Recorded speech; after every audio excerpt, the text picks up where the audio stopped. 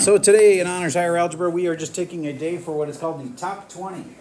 These are 20 really important algebra topics that you are supposed to know. I know some of you are going to confuse this with the beginning of the year where we started with the first 20. Well, those were really easy algebra topics. These are actually more of the harder regular Algebra 1 topics that you're supposed to know. One of which is this. So this one's got two different kinds of factoring. The top part is called difference of squares. You should have said x plus 5 and x minus 5. Raise your hand if you did. Awesome. Then on the bottom, you should have known that this kind of factoring, you start with x, then you look at this number and you go, well, it has to be a positive and a negative. To be able to create a negative 5, you know the signs now. And then you go, well, there's only one way to make a 5. It's a 5 and a 1. But these could be a 1 here and a 5 here, or it could have been reversed. But I can tell I did it right because the outside's negative 5x and the inside is positive 1x. And together that makes this. So yay, I did it right. And now it's a little trap for reducing. Some kids go, well, yeah, this is exactly the same as this, so I can cancel it. Was that okay? Can you cancel those or not? Yes, you can. I know you're like, what? I thought you could cancel it. Yeah, you can. And then some kids go, and now I'm going to cancel these x's. Is that okay? No, you can't do that. Why not? Let's talk about it. What if I had 5 plus 1 over 5 plus 7? Would you agree that that's 6 over 12? And that's not the same as 1/7, is it? So you can't cancel when it's part of an add problem. What if it's part of a times problem? 5 times 2 over 5. Can I cancel those? Yes, that's when you can cancel things. So some people call it reducing because you can say this 5/5 reduces to 1 over 1, and then 1 times 2 is 2 over 1, which is 2. So you can call it reducing if you want. But you can cancel when they're like that, or reduce. You cannot when they're like this. Okay, so there's just one. That's one of the top 20 most important things. Now you'd think, that's not that hard, is it? And yet the average score last hour was 10 out of 20. That's why I do this, is to help you find little weaknesses like that you're supposed to know. So if you're the kid who comes out of here today, somebody in here is probably going to get 5 out of 20.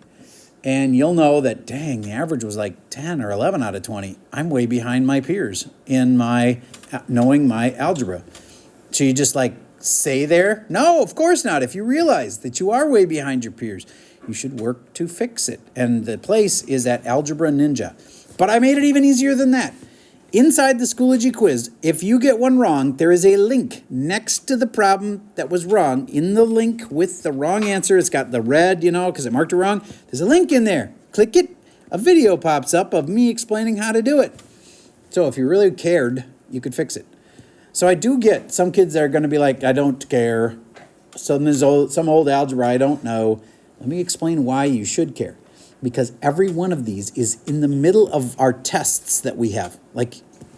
Jace, that goes on the rail.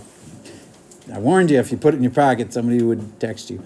All right, so back to, if in the middle of one of our tests we have factoring like this, we expect you to know how to do it. And if you forgot it, you're going to get it wrong.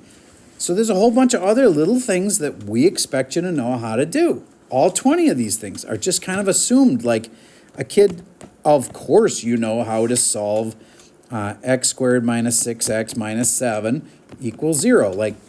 Duh, you should know how to solve that. And how would you solve it? Factoring. What if it doesn't factor? Then the quadratic formula. You got to know how to do that.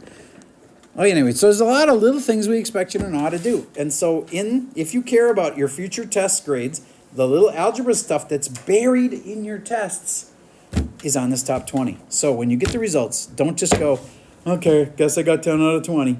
Take a minute, figure out why you got those 10 wrong. And there's a video link at the end that would really help.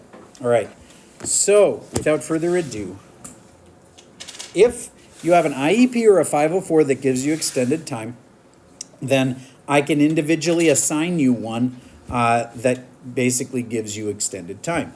Otherwise, you should finish this thing. I have set it to 25 minutes, and that is a generous amount of time. You're supposed to only have 20.